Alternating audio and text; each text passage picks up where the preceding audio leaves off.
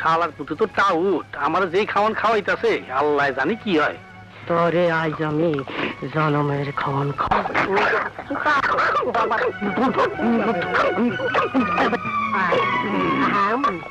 দুলাভাই, মালিক তো আমার বন্ধু মানুষ, আমি একটু আলাপ করে আসি। যাও যাও।